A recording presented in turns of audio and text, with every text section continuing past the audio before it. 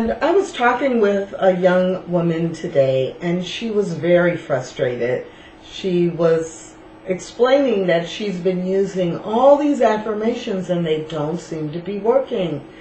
So we started talking about what were her affirmations, what affirmations was she using, so that I might be able to make some suggestions about how she could change them or how she was using them that might be more effective.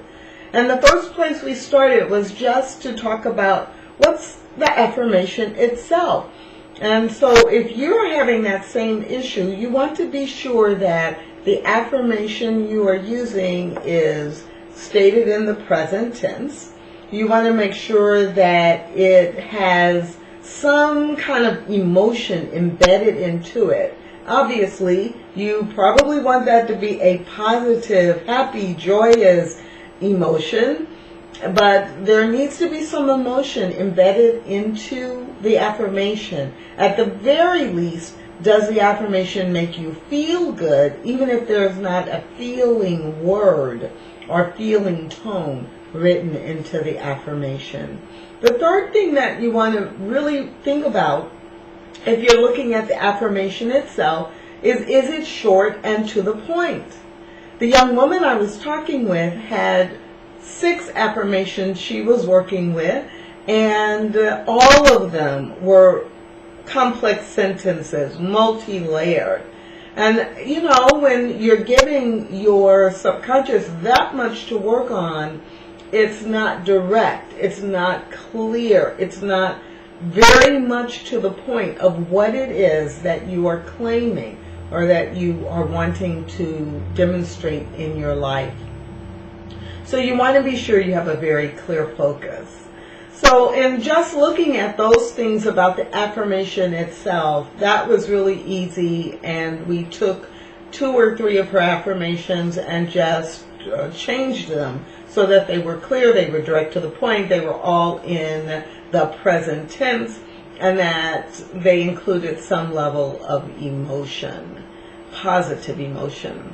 The second thing that I wanted to talk with about her that really seemed to make a big difference was simply asking the question, is this what you really want?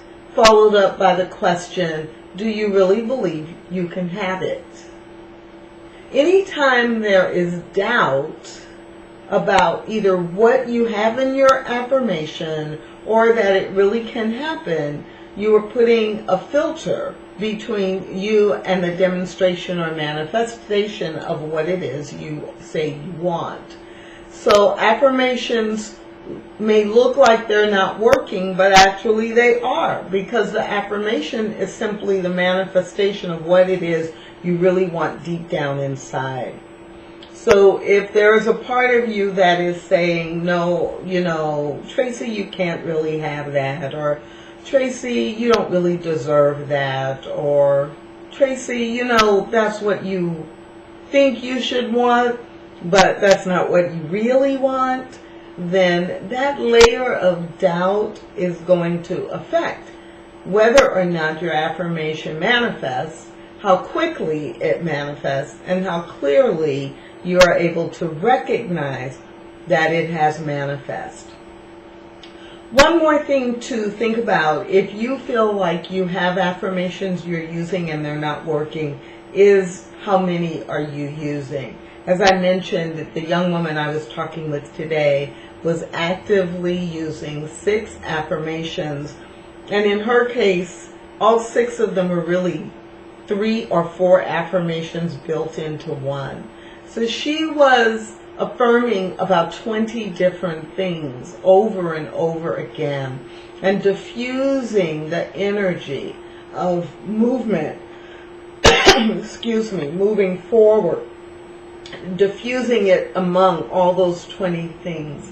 So when we finished talking, she agreed to take 2 of the affirmations, the shortened, clear, concise versions, and just take 2 of them.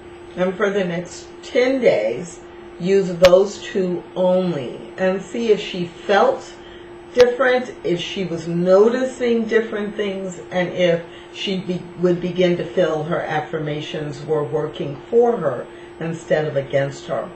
So be careful about having too many affirmations. You don't want to dilute the energy so much that you're not able to really get what you want.